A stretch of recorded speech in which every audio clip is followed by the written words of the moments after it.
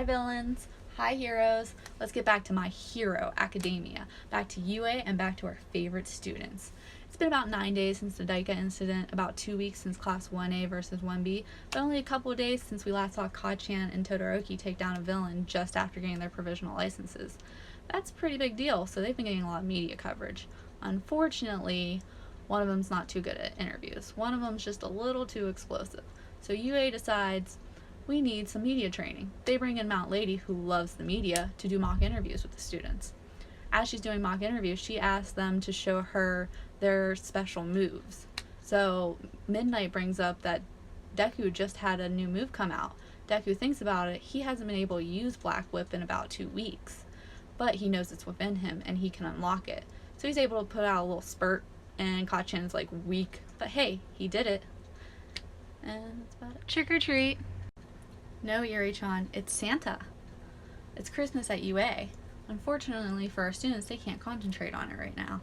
They are all just informed that they have to take mandatory internships. Now, this is the first time they've ever been mandatory, but the Public Safety Commission believes it's necessary. Does that mean they know more that happened in Daika than they're letting the press know? To be determined. Unfortunately for 2 of our students, they can't go back to the internships they've previously held. Deku, for reasons we'll be seeing in Season 4, and Ka-chan, for unknown reasons to the public, but known to some. But hey, at least they have a great friend like Shoto, who offers them a solution. One that Bakugo's not going to pass up, because what bigger clout than train under the new number 1, and one that Deku won't give up either, because he'd love to study the new number 1, get his fighting styles and how Izuku, I'm so proud of you. I really don't have to worry anymore. You are turning out just like All Might. Thanks, Mom. See you in the spring. Seriously, 1 day to see your family? That's pretty sad. But hey, off to the internships. Much to Endeavor's chagrin, he is taking in 2 other students besides his own son. But hey, a dad's gotta do what a dad's gotta do to mend a fence. The only question is, can that fence be mended? At least All Might's happy about it, though. All Might even says young Bakugo is quite like Endeavor. I don't know if that's a compliment, though. Elsewhere, we have Hawks. Hawks is still dealing with being a double agent for the Paranormal Liberation Front and the government. Unfortunately for him, he doesn't have much freedom in the Liberation Front. He can't even go get a cup of coffee himself without being questioned. And he also has 20 little microphones and cameras all over him. So he has to figure out how he can communicate with the government. So he thinks a code would probably be the best way. You think, Shoto? Sure. Shut up, half and half, and Bird, I beat you. Okay, Ka-chan, whatever you say. I mean, it was more of a tie, but that's neither here nor there.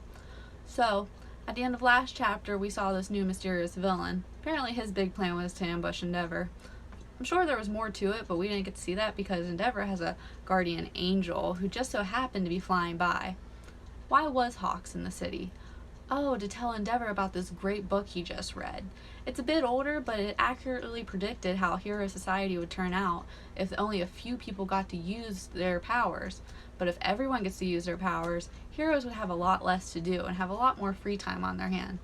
But hey, if Endeavor doesn't want to read it, Hawks has gone ahead and bookmarked a couple pages for him.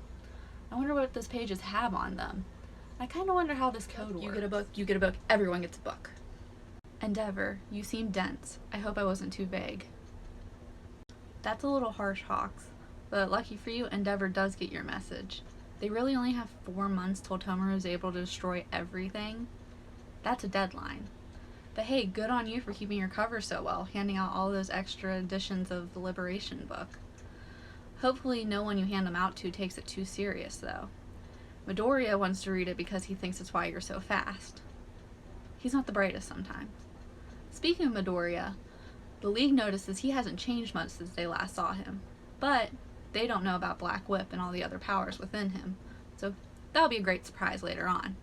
Speaking of the other interns too, Shoto, Bakugo, and Midoriya all got to go to the Endeavor Hero Agency and meet the sidekicks finally.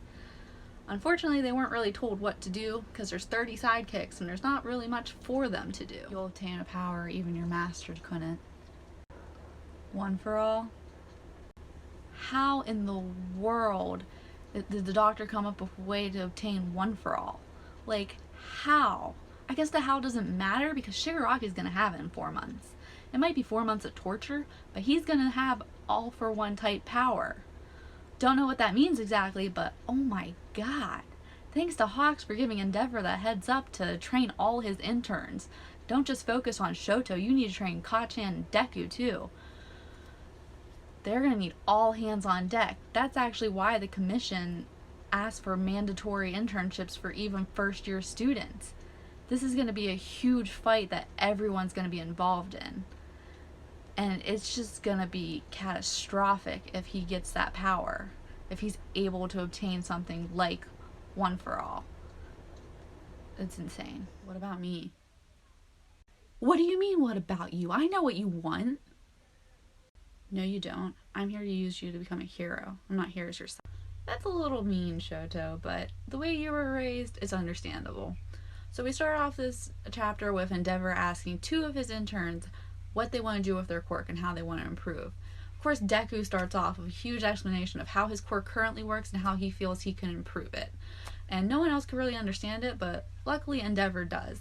And he points out that, unfortunately, Deku has a bird in his quirk just like theirs. But who is them? Is it Endeavor and Shoto? Does that mean their quirk is a burden on them? Then we also have Bakugo, who's just saying, I don't know what I can't do. I need to figure out what I can't do because I need to become the number 1. That is my ultimate goal. And then we have poor Shoto, who doesn't even get asked and has to point out to his dad, I'm not here as your kid, I'm here as a student. I just got my quirk at 14 and I just got used to using One for All. Now I have to learn 6 new quirks? Yeah, kid, you're gonna be the best ever. So we start off this chapter with Endeavor and his 3 interns out on patrol. He's letting the 3 interns watch him, see how he works, and he's also observing them himself. He wants to see where they can improve. He sees that Bakugo and Shoto can both improve on momentarily using their max amount of power, or alternatively focusing all their power on one shot, which Bakugo can do with AP shot. Then he looks at Deku and he says, Deku, you can already do this. Can you do this subconsciously? And Deku says, I can with full cowling, but I can't with air shot. So he says, that's your assignment. You have to learn how to do this without thinking with air shot. About a week goes by and we really don't see what happens, but we get a call from Fuyumi. Fuyumi says, hey, I hear Shoto and his friends are interning at your agency. Do you want to come over for dinner? Every night I have the same dream. My family's together and happy, but I'm not there. Are you predicting a sad future for yourself, Endeavor? So chapter 249 happens and we finally get the Todoroki family dinner. Of course, Natsuo shows up, but he leaves early. Unlike last time, it's not as dramatic because they do have guests over. Not that it matters because Shoto already went ahead and told Deku the family situation. Unfortunately, Kacchan overheard, so he knows too. They both have opinions on the situation. Deku believes Shoto will forgive his father because Shoto's a kind person. That's what a kind person would do. Kacchan doesn't believe he needs to forgive his father. Of course, Fuyumi's there just trying to keep everyone happy and wants everyone to get along. Endeavor's there reflecting on everything he's done and regretting that his family can't be together and can't be happy. He goes to Toya's shrine they have for him. In the shrine is a young picture of Toya. Was he young when he left, or did Endeavor? I'm gonna kill this guy. So don't fail like 7 years ago and kill me. All I'm saying is if anything happens to Natsuo, I will not be okay. So in this chapter, we find out that about 7 years ago, Endeavor put away a villain calling himself Ending. We also find out through Fuyumi that just after their mother was committed to the hospital was about the time the incident with Toya's death happened. So if we take 7 years into consideration, Shoto would have only been about 8 years old.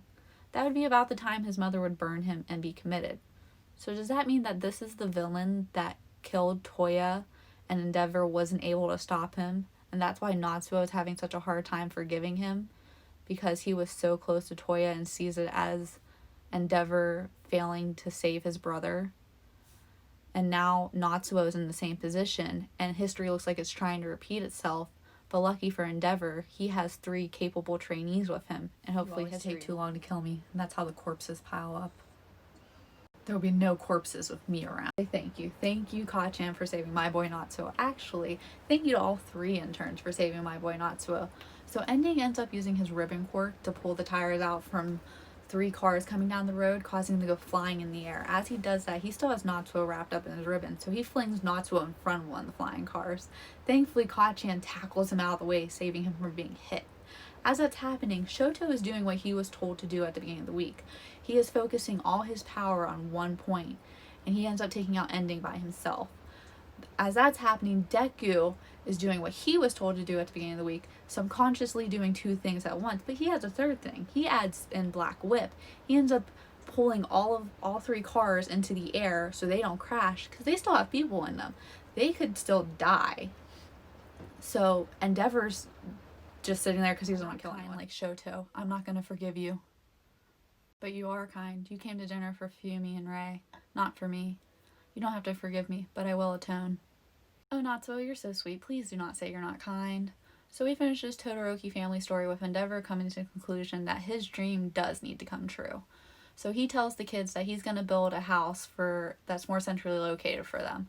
If you don't know, Fuyumi is a school teacher and Natsuo is currently in college. So where their family home is right now, it may not be very convenient for either of them.